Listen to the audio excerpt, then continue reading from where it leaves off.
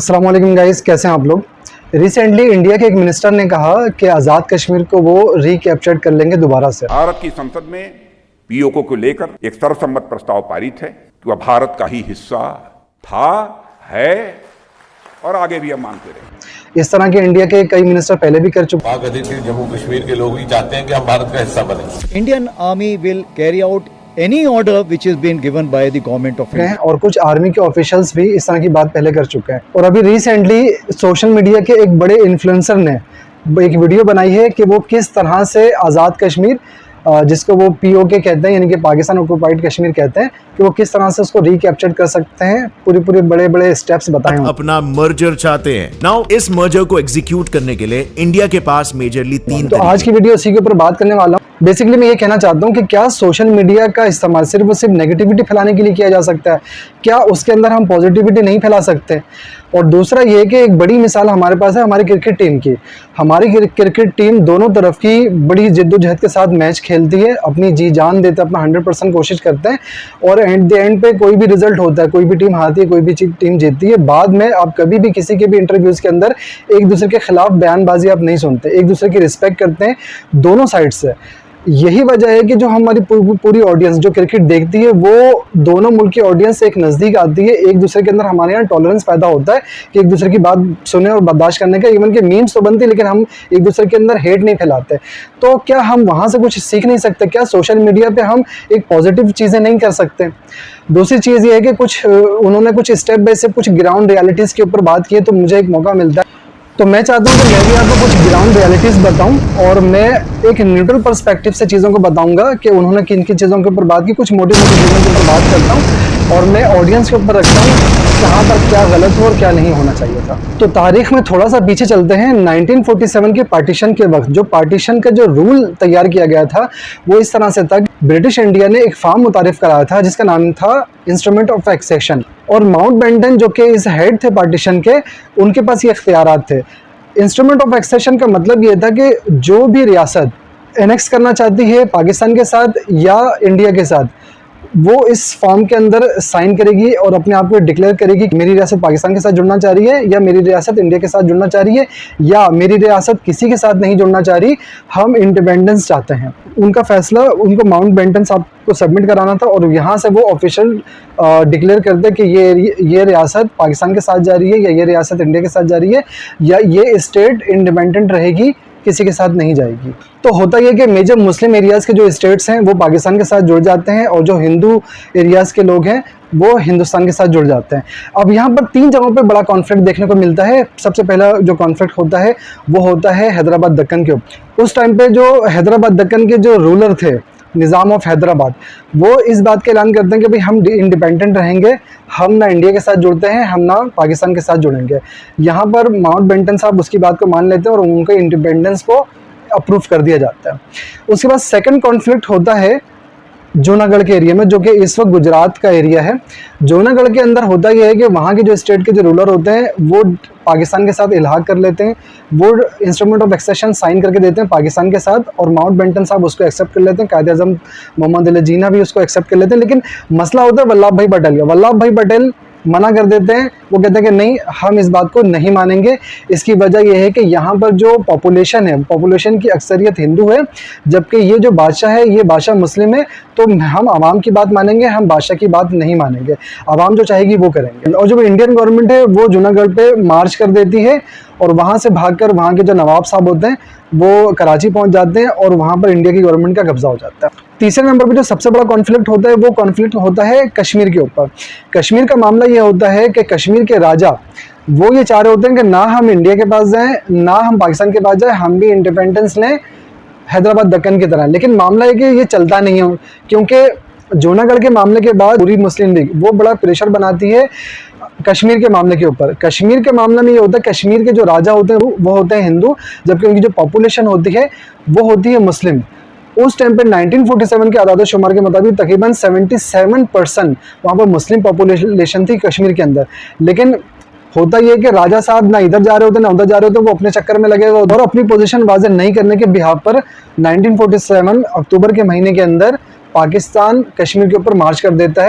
तो इस मामले को देखकर महाराजा जो हरी सिंह साहब होते हैं वो भागते हैं इंडिया की तरफ और वो कहते हैं कि भाई हम आपके साथ हिलाक कर रहे हैं और इंस्ट्रूमेंट ऑफ एक्सेशन जो है वो हम आपके साथ साइन करके दे देते हैं। होता यह है कि कश्मीर डॉक्यूमेंट्री तौर पे इंस्ट्रूमेंट ऑफ एक्सेशन साइन करके दे देता है, इंडिया के साथ इलाक हो जाता है और वहां से फिर इंडिया की फौज मार्च करती है। आज जिस बॉर्डर पर, जिस मकाम पर आज दोनों की फौजें आमने सामने, और आज ये वही एरिया जहां पर LOC है, लाइन ऑफ कंट्रोल। ये मामला कॉन्फ्लिक्ट बढ़ता रहता है, आपस में लड़ाई चलती रहती है। कुछ महीनों के बाद 1948 के अंदर जवाहरलाल नेहरू यूएन का दरवाजा खटखटाते हैं और वहां पर बोलते हैं कि भाई इसके मसले का हल किया जाए। अब इस कई महीनों की झड़प के अंदर कई मुज़ाकरात की बात होती है। कायदे-ए-आज़म मोहम्मद अली जिन्ना साहब कहते हैं कि जब भाई आपने जूनागढ़ के मामले में ये कहा था कि यहाँ की पॉपुलेशन ज़्यादा हिंदू है इसलिए हम रूरल की बात नहीं मानेंगे, तो आपको कश्मीर के अंदर जो कि पॉपुलेशन मुस्लिम की है तो यहाँ पर आपको रूरल की बात नहीं माननी, यहाँ पर भी आवाम की बात माननी चाहिए जो आपने वहाँ पर की बात की थी। दूसरे पे पॉइंट रखते हैं, आपने जूनागढ़ के मामले में ये बात की थी कि हम रेफरेंडम कराएंगे, तो आप रेफरेंडम यहाँ पर करवा लें, कश्मीर के अंदर रेफरेंडम करवा लें, यहाँ पर देख लेते हैं अगर पॉपुलेशन आपकी तरफ वोट करती तो आप चले जाएं और अगर हमारी तरफ वोट करती तो हमारी तरफ आ जाएंगे। लेकिन यहाँ पर भी रेफरेंडम नहीं होता। जूनागढ़ के अंदर रेफरेंडम हुआ था लेकिन वो हुआ था 1 साल के बाद, सारे मामला सेटल डाउन होने के बाद रेफरेंडम हुआ था। और जब किसी की भी गवर्नमेंट किसी एरिया में रूल करती है और आपकी मुखालिफ पार्टी वहाँ पर एग्जिस्ट ही नहीं करे तो फिर आप समझें कि वहाँ पर रेफरेंडम किस तरह का हो सकता है। बहरहाल रियलिटी भी यही थी कि जूनागढ़ के अंदर पॉपुलेशन हिंदू की ज़्यादा थी, वो डेफिनेटली हिंदुस्तान के साथ ही जुड़ना चाहते हैं। और कश्मीर के मुद्दे में भी यही था कि कश्मीर की पॉपुलेशन अब भी अगर आप गूगल के अंदर सर्च करें तो कश्मीर की अब भी पॉपुलेशन मुस्लिम्स की ज़्यादा है कंपेरिजन टू हिंदूज़। लेकिन यहाँ पर वल्लभ भाई पटेल डबल स्टैंडर्ड रखते हैं, जूनागढ़ के मामले में वो कुछ और स्टैंडर्ड रखते हैं और कश्मीर के मामले में कुछ और स्टैंडर्ड रखते हैं।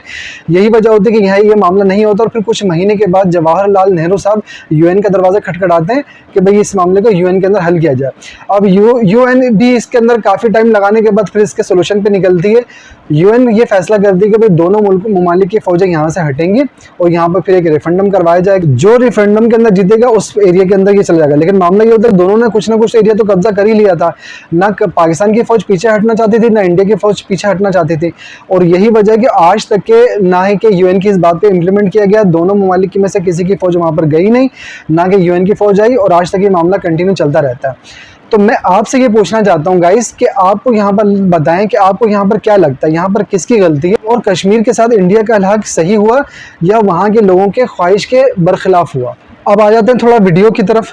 और वीडियो के अंदर मामला ये कि उन्होंने अपने कई मिनिस्टर की बात की और आर्मी ऑफिशियल की भी बात की कि भाई उन्होंने इस तरह की बात की कि वो POK जो वो कहते हैं यानी कि आज़ाद कश्मीर को वो रिकैप्चर कर लेंगे। और मुद्दा सबसे बड़ा इसलिए मामला ये उठा है कि अब आज़ाद कश्मीर से ही ये आवाज़ उठ के आ रही है, वहाँ पर जो है एहतजाज और दीगर चीज़ें हो रही हैं कि वो इंडिया के साथ जुड़ना चाहते हैं। आप यकीन करें कि मैं जब इस रियलिटी के ऊपर गया, जब मैंने चीज़ों को सर्च किया तो मैं हैरान हो गया। जितने भी इंडिया के न्यूज़ चैनल हैं उन्होंने उस चीज़ को ये दिखाया कि वो मार्च, वो एहतजाज पाकिस्तान के अगेंस्ट में हो रहा है और वो इंडिया के साथ इल्हाक करना। POK के लोगों को पाकिस्तान से ज्यादा अब इंडिया पर भरोसा होने लग गया। और असल में वो रियलिटी का मामला ये था, ये बैनर देख सकते हैं, इंडिया के अंदर बहुत ज्यादा उर्दू जानने वाले हैं। यहाँ पर वाज़ेह तौर पे बैनर पे ये लिखा है कि वो कारगिल से स्कर्दू तक का जो तिजारती रास्ता वो खुलवाने की बात कर रहे हैं। आप नारा सुनेंगे तो नारे पे भी वो ये बात करते हैं, जो लोग प्रोटेस्टर्स ये बात कर रहे हैं कि भाई आर पार जोड़ दो, आर पार जोड़ दो, कारगिल रोड खोल दो, आर पार कोई तिजारती गुजरगाह है उसकी बात कर रहे हैं कि वो खोल दो। तो इंडियन मीडिया ने उस चीज़ को इस तरह से पोर्ट्रेट किया कि वो पाकिस्तान के खिलाफ नारेबाजी कर रहे हैं, पाकिस्तान के खिलाफ उठ खड़े हुए हैं और वो इंडिया के साथ इलाक़ करना चाह रहे हैं।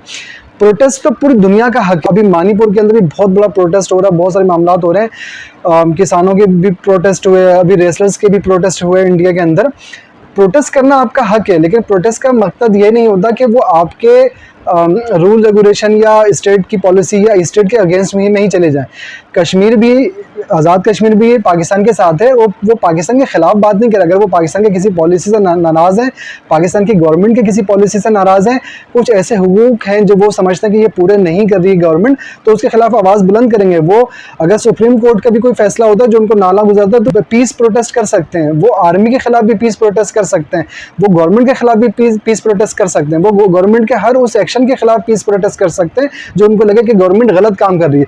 तो प्रोटेस्ट तो वो कर सकते और उनके ही कई मुतालबात नहीं माने जा रहे थे, इसके अगेंस्ट में वो प्रोटेस्ट कर रहे थे गवर्नमेंट के ऊपर, ना कि वो ये कह रहे थे कि भाई ये बहुत हो गया और हम पाकिस्तान की तरफ जाना चाह रहे हैं। ऐसा कुछ भी नहीं है। और रियलिटी में आप इंडियन चैनल के अलावा बाकी चैनल भी देखें, दुनिया के अंदर बहुत सारे चैनल हैं, यूट्यूब और सोशल मीडिया पर बहुत सारी दीगर नॉर्मल वीडियोस भी पड़ी हुई हैं, तो आपको वाज़ेह तौर पर समझ में आ जाए। अभी जो गौरव ठाकुर साहब हैं, वो इन्होंने इंडिया मीडिया की ही न्यूज़ सुनी होगी और उसी को इन्होंने देखकर वो सच समझ गए, लेकिन एक्चुअली अपनी रिसर्च नहीं की। आप रिसर्च करें, मैं गाइस आप लोगों को बोलता हूँ आप रिसर्च करें, आप जाके देखें एक्चुअली वहाँ पर हो क्या। और ग्राउंड रियलिटी की रिपोर्ट ये है कि आज़ाद कश्मीर के अंदर हम आज़ादाना घूमते हैं, आज़ादाना नकलो हरकत करते हैं। हमें ये नहीं लगता कि हम पाकिस्तान के अंदर आ गए या आज़ाद कश्मीर के अंदर आ गए। हमारे बीच में कोई बॉर्डर नहीं है, कोई मिलिट्री फोर्सेस देखने को नहीं मिलती, कहीं पर जबर देखने को नहीं मिलता। इवन के बहुत ज़्यादा टूरिस्ट वो आज़ाद कश्मीर पे ही जाता है हमारा, क्योंकि आज़ाद कश्मीर माशाल्लाह बहुत ज़्यादा खूबसूरत है। तो पूरा पाकिस्तान, पूरे हमारे नॉर्दर्न एरियाज़ जिसके अंदर हमारा आज़ाद कश्मीर भी है, उसके अंदर घूमता है। और कभी भी आपको ये नहीं लगेगा कि आप पाकिस्तान के अंदर, ना ही आज़ाद कश्मीर और पाकिस्तान के अंदर कोई कॉन्फ्लिक्ट है, ना ही कोई जबर किया जाता है। इवन के हमारा जो मैक्सिमम टूरिस्ट है वो वहीं जाता है, जो फॉरेन टूरिस्ट भी आते हैं वो भी आज़ाद कश्मीर की तरफ ही जाते हैं। तो हमारे यहाँ कोई मसला नहीं है। लेकिन आपके यहाँ मसला है, हमारे यहाँ हमारे क्रिकेट के मैचेस भी हमने आज़ाद कश्मीर के अंदर कराए, लेकिन आपके मसला ये है कि आपके यहाँ बहुत ज़्यादा इलाकों के अंदर पुलिस तक की आप एंट्री नहीं कर सकते। वीडियो के अंदर मिसाल दी गई है इराक और कुवैत की जंग की, तो भाई ना तो हम लोग इराक या कुवैत हैं, हम इंडिया और पाकिस्तान हैं, और हमारे यहाँ अपना ही एक भरम है और हमारी अपनी ही कैपेबिलिटी, और हम इराक और कुवैत से बहुत ज़्यादा कैपेबिलिटी रखते हैं। तो ऐसा मामला कुछ भी नहीं है कि यूएन आ जाएगा और यूएन दोनों को जो है ना वो साइड पे कर देगा, या हमारी तरफ ही आपकी तरफ से हमारे अगेंस्ट में लड़ लेगा। तो ऐसी कोई बात नहीं है। अगर जिस वाइट पेपर पे ग्राउंड रियलिटी की रिपोर्ट बता रहा कि वाइट पेपर में ग्राउंड रियलिटी की रिपोर्ट आप हमसे नहीं, आप दुनिया में किसी भी एक न्यूट्रल प्लेटफॉर्म से बनवाएं, वो जो रिपोर्ट बना के देगा वो रिपोर्ट आपके अगेंस्ट में चली जाएगी। मामला ये है कि अगर इतना आसान होता कि यूएन एक रिपोर्ट के ऊपर जो है ना वो आर्मी भेज देता, तो ऐसी रिपोर्ट तो पाकिस्तान भी कई बार सबमिट करा चुका है, लेकिन क्या उसने आर्मी भेज दी? क्या आप भी सबमिट करा दोगे तो क्या हो जाएगा? आर्मी नहीं आएगी। डेवलपमेंट के कंपैरिजन में बात की कि वहाँ पर कैपिटा इनकम इतना ज़्यादा है और आज़ाद कश्मीर के अंदर इतना कम है, वहाँ पर इतनी अच्छी डेवलपमेंट है, यहाँ पर इतनी डेवलपमेंट कम है, और इसी चक्कर में जो है ना वो आज़ाद कश्मीर के लोग इंडिया के साथ जुड़ जाएंगे। तो भाई ऐसी कोई बात नहीं है। मामला ये कि इंसानी जो फितरत है वो ये देखती है कि आज़ादी उसको कहाँ पर मिल रही है। आप जो वो चाहते हैं, वो भले से पाकिस्तान के साथ नहीं जुड़ना चाहते हैं, वो अलहदा रहना चाहते हैं, आप अलहदा रहने दें, वो आपसे खुश रहेंगे, ना कि आपके डेवलपमेंट से खुश रहेंगे।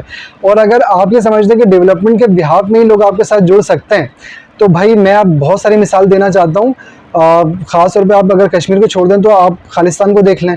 अब खालिस्तान का मामला भी वहाँ पर तो अलहदगी की तहरीकें चल रही हैं, हालांकि वहाँ पर सिखों को तो कोई प्रॉब्लम भी नहीं है, उनका कैरियर भी ज़बरदस्त है, कनाडा के अंदर भी बड़ा ज़बरदस्त उनका चल रहा है, अमृतसर इधर उधर सब चीज़ों पे, क्रिकेट के अंदर भी बड़ा रोल रहा है, गानों के अंदर, सब चीज़ों पे अंदर, तो वहाँ पर भी तो डेवलपमेंट बहुत अच्छी है। लेकिन वो खालिस्तान क्यों आज़ाद करना चाहते हैं? वो आपसे क्यों आज़ादी हासिल करना चाहते हैं? इंडिया दुनिया के 5वें नंबर की लार्जेस्ट इकॉनमी बन गया, लेकिन जो इंडिया का ईस्टर्न एरिया है, मणिपुर, मिजोरम, असम वगैरह, ये यहाँ पर क्यों अलहदगी की तहरीकें इतनी ज़्यादा जोर पकड़ती हैं? और आजकल तो मणिपुर में जब से ये वायरल वीडियो का मामला हुआ तब से तो वहाँ पर बहुत ही ज़्यादा मामला ख़राब चल रहा है। आप तो इकोनॉमिकली तरक्की करें, डेवलपमेंट के मामले में तरक्की करें, लेकिन वहाँ पर क्यों वहाँ के लोग आपसे आज़ादी हासिल करना चाहते हैं? देखें, पॉलिटिशियंस को तो अपना कुछ ना कुछ मंजन बेचना है पब्लिक के अंदर, तो वरना तो उनको वोट किस तरह से मिलेंगे? वो अपने साथ लोगों को किस तरह से करीब कर सकते हैं? आप अगर महंगाई की बात करें तो वो बोल देंगे पाकिस्तान, आप गुर्बत की बात करें तो वो बोलेंगे पाकिस्तान, क्या कुछ भाषण दिया हो रैलियों के अंदर वो उसका अमल नहीं किया, आप जैसे उसकी बात पूछेंगे तो वो बोलेंगे पाकिस्तान। तो आपके जो पॉलिटिशियन के पास तो एक ही जवाब है, अपने यहाँ पॉलिटिशियन का मामला भी यही है, लेकिन वो ये कि पाकिस्तान की बात नहीं, वो दूसरे लारे लप्पे देते रहते। पॉलिटिशियंस तो इस तरह की बातें करते रहेंगे, उनको तो जो है ना वो पब्लिक से सिर्फ वोट लेना, लेकिन रिस्पॉन्सिबिलिटी बनती है सोशल मीडिया के लोगों के ऊपर। पॉलिटिशियंस तो कभी भी हमें एक दूसरे के करीब आने देंगे नहीं। असल मामला ये प्लेटफॉर्म रह गया जो कि हमारा सोशल मीडिया का प्लेटफॉर्म है। क्रिकेटर्स आपके लिए एक बेहतरीन मिसाल है। दोनों साइड के जो क्रिकेटर्स हैं वो ज़बरदस्त जमकर खेलते हैं, अपना 100% देने की कोशिश करते हैं, ग्राउंड के अंदर ज़बरदस्त राइवरी देखने को मिलती है, लेकिन कभी भी हमें एक दूसरे के ऑडियंस के अंदर हेट देखने को नहीं मिलती। हमें एक पेशेंस हमें देखने को मिलता है, मीम्स बहुत सारी बनती हैं, एक दूसरे का मजाक बनाते हैं, लेकिन हमें एक दूसरे की हेट देखने को नहीं मिलती। यही मामला अगर हम सोशल मीडिया के प्लेटफॉर्म के ऊपर भी शुरू करें कि हमें एक दूसरे का हेट देखने को नहीं मिलती, ना आप अपने प्लेटफॉर्म से हेट फैलने दें। हाँ, ये सोशल मीडिया है कि जो कि दोनों साइड के लोगों को करीब लेकर आएगा। पीछे वरना मामला क्या होगा कि आप जैसे लोग तो कैमरे के पीछे रहेंगे, लाखों ऑडियंस के जहन में ये चीज़ चलती रहेगी और वो चीज़ें परवान चलती रहती हैं। बाद में कोई वाकया हो जाता है और वो फिर गवर्नमेंट के ऊपर प्रेशर बनता है, कोई ना कोई एक्शन यहाँ की गवर्नमेंट ले या वहाँ की गवर्नमेंट ले। फिर होता है कि बॉर्डर के अंदर रहने वाले कई सारे लोग यहाँ हो या वहाँ पर हो, कई सारे लोगों की जाने चली जाती है, जो कि आपकी इन बातों से कोई लेना देना नहीं होता है। आज़ाद कश्मीर को लेना तो दूर की बात है, मैं इस बार आपको कुछ ग्राउंड रियलिटीज़ का चेहरा दिखाता हूँ। अल्लाह ना करे कि जंग हो, लेकिन खुदा ना खास्ता इंडिया की तरफ से कोई एग्रेशन देखने को मिलता है तो इंडिया को सिर्फ एक फ्रंट पे नहीं बल्कि 7-8 फ्रंट के ऊपर बैक वक्त लड़ाई करना पड़ेगी। बिलफर्ज इंडिया अटैक लॉन्च करता है आज़ाद कश्मीर के ऊपर तो इंडिया का अटैक ज़्यादातर सस्टेन नहीं करेगा कि इसकी वजह यह है कि उनके पास ग्राउंड की सपोर्ट नहीं होगी, ना पब्लिक सपोर्ट है, ना उनके पास किसी किस्म की ग्राउंड की सपोर्ट होगी। लेकिन उसके रिटेलिएशन में जब पाकिस्तान इंडिया के ऊपर अटैक करेगा मकबूजा कश्मीर के ऊपर तो पाकिस्तान के पास ग्राउंड की सपोर्ट भी होगी, पब्लिक की सपोर्ट भी होगी और पाकिस्तान आराम से वहां पर अपने ट्रूप्स भी उतार सकता है। और मकबूजा कश्मीर के मिलिटेंट्स को भी ये लगेगा कि यार आज नहीं किया तो कभी भी नहीं कर पाएंगे और फिर होगा ये कि इंडियन आर्मी एक बड़े स्केल पर गुरिल्ला वार के अंदर फंस जाएगी मिलिटेंट्स ग्रुप के साथ। और यहाँ पर छोटे स्केल पर चाइना भी अटैक लॉन्च कर सकता है अक्साई चीन की तरफ से इंडिया के ऊपर, क्योंकि आज़ाद कश्मीर के ऊपर चाइना की हेवी इन्वेस्टमेंट लगी है और चाइना अपनी इन्वेस्टमेंट को इस तरह से जाने नहीं देगा। और होगा ये कि इंडियन आर्मी जो कि आज़ाद कश्मीर को लेने के लिए गई थी, मकबूजा कश्मीर का काफ़ी बड़ा एरिया पाकिस्तान को देना पड़ जाएगा। अगर इन सब से डिस्परेट होकर इंडिया एक और महाज खोलता है पंजाब की तरफ से तो फिर एक और नया महाज खुल जाएगा, वो है खालिस्तान का। आज़ाद कश्मीर चूंकि पहाड़ी इलाका है तो मैक्सिमम चांसेस हैं कि इंडिया वहां पर एयर से ही अटैक कर सकता है, लेकिन पंजाब के अंदर अगर इंडिया हमला करता है तो वो ज़मीन से भी हमला कर सकता है, इवन के अपने टैंक वगैरह लेके पंजाब के अंदर दाखिल हो सकता है। लेकिन खालिस्तान का बॉर्डर खुलने की वजह से मामला ये हो जाएगा कि वहाँ पर भी गुरिल्ला वारफेयर हो जाएगी और खालिस्तानियों को भी ये लगेगा कि यार अगर आज नहीं लिया तो फिर सिर्फ कनाडा के अंदर सिर्फ हम जलसे जुलूस और एहतजाज ही करते रह जाएंगे, कॉन्सर्ट ही चलाते रह जाएंगे, होगा कुछ नहीं। तो खालिस्तानी लोग भी वहाँ पर ज़्यादा प्रोवोक हो जाएंगे। इंडियन आर्मी को बॉर्डर पार की आर्मी से भी लड़ना पड़ेगा, यानी कि पाकिस्तान आर्मी से भी लड़ना पड़ेगा और इंटरनल तौर पर खालिस्तानियों से भी लड़ना पड़ेगा। और एन मुमकिन है ये भी हो सकता है कि खालिस्तानियों को यहाँ पर आज़ादी मिल जाए। मान के चलें कि अगर बिलफर्ज यहाँ पर खालिस्तानियों को आज़ादी नहीं भी मिलती है तो फिर इसका चेन रिएक्शन ये होगा कि खालिस्तानियों के प्रोवोक हो जाने की वजह से इंडिया के जो ईस्टर्न साइड है, जहाँ पर मणिपुर और असम वगैरह के साइड पे जहाँ पर वो सेपरेट की बात करते हैं, वहाँ पर यह सिलसिला प्रोवोक हो जाएगा। अब यहाँ पर इंटरनल सेपरेटिस्ट से लड़ने के अलावा इंडिया का मसला ये भी है कि यहाँ पर अरुणाचल प्रदेश पर इंडिया और चाइना का कॉन्फ्लिक्ट भी है और यहीं पर है इंडिया की चिकन नेक। इंडिया चाइना के साथ तकरीबन 4000 किलोमीटर से ज़्यादा का बॉर्डर शेयर करता है और हिमाचल प्रदेश, सिक्किम, उत्तराखंड और लद्दाख के अंदर आप अक्सर सुनते रहते हैं कि यहाँ पर कोई ना कोई कॉन्फ्लिक्ट चलता ही रहता है। इंडिया ना कि सिर्फ पाकिस्तान के साथ बड़ा बॉर्डर शेयर करता है बल्कि चाइना के साथ भी काफ़ी लंबा बॉर्डर शेयर करता है।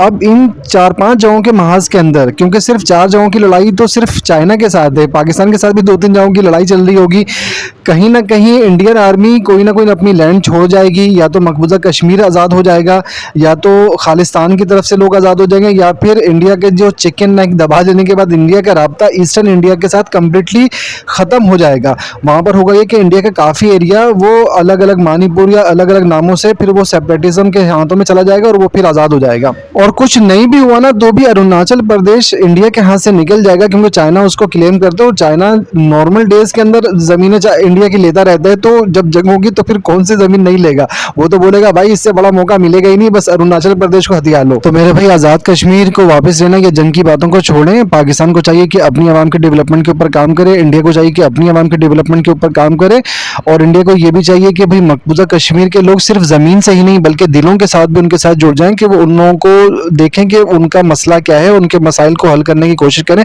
जब तक आप उनसे लड़ते रहेंगे ये मामला ख़त्म नहीं होगा, ये इवन कि ये मामला बढ़ता रहेगा और उनको जब जब मौका मिलेगा ये मामला चलता रहेगा। तो मैं ये चाहता हूँ कि हमारे जो इस तरह के जो टेंशन के मामला हैं वो डी एक्सप्लेट हों, एक दूसरे के लोग करीब आएँ, यहाँ के लोग बहुत ज़्यादा विजिट करना चाहते हैं, बहुत ज़्यादा लोग माइग्रेट करके यहाँ पर आएँ, उनके आबाओ अजदाद की जगह है, वहाँ पर कब्रें हैं, चीज़ों को देखना चाहते हैं। इसी तरह से यहाँ से काफ़ी लोग माइग्रेट करके वहाँ पर गए हैं, वहाँ के लोग यहाँ के जगहों पे आना चाहते हैं, इनके आबाओ अजदाद की जगह हैं वो देखना चाहते हैं, यहाँ के जो मंदिर हैं जिनमें वो किसी ज़माने में जाया करते हैं वहाँ आना चाहते हैं, यहाँ के लोग वहाँ पर जाना चाहते हैं। ख्वाजा साहब हमारे बड़े हैं, दिल्ली की मस्जिद हमने बहुत सुन रखी है, इस तरह से बहुत सारी चीज़ें जो कि हम भी विजिट करना चाहते हैं। तो ये मामला सोशल मीडिया के प्लेटफॉर्म से डी एक्सप्लेट होगा, लोग करीब आएंगे, तो फिर गवर्नमेंट के ऊपर प्रेशर बनेगा कि गवर्नमेंट फिर अपने मामलात को सेट करेगी, फिर उस तरह से दोनों तरफ से भाषणबाजी भी नहीं होगी और हम लोग एक दूसरे के करीब आ सकते हैं। जब वो वर्ल्ड वॉर 1 वर्ल्ड वॉर 2 के अंदर इतना एक दूसरे के जानी दुश्मन, एक दूसरे के ज़मीनी दुश्मन, हर तरह से उससे ज़्यादा घमसान की जंग पूरी हिस्ट्री के अंदर नहीं है। वर्ल्ड वॉर 1 वर्ल्ड वॉर 2 के अंदर वो लोग लड़ने के बाद आज यूरोप एक हो सकते हैं, आज उनके अंदर बॉर्डर ख़त्म हो सकते हैं, आज उनके अंदर वीज़ा फ्री ख़त्म हो सकता है, वो एक दूसरे के ममालिक में जा सकते हैं। तो हमारी तो तारीख बरसों पुरानी सेम है, तो हम भी इन चीज़ों को कर सकते हैं, लेकिन इसमें हमारी और आपकी रिस्पॉन्सिबिलिटी बनती होती है कि हम अपने प्लेटफॉर्म से हेट को नहीं फैलाएं और पॉजिटिव चीज़ों को लेके चलें। आई होप गाइस कि आप लोगों को ये वीडियो बहुत अच्छी लगी, अपनी राय से आगाह कीजिएगा, क्या मैंने इन बातों में अपनी बात सही की या गलत की, जो भी बात आप समझते हैं उस कमेंट में लिख के मुझे बताएं। आपके कमेंट का एहतराम किया जाएगा। अपना ख्याल रखिएगा, बहुत बहुत शुक्रिया, अल्लाह हाफिज़।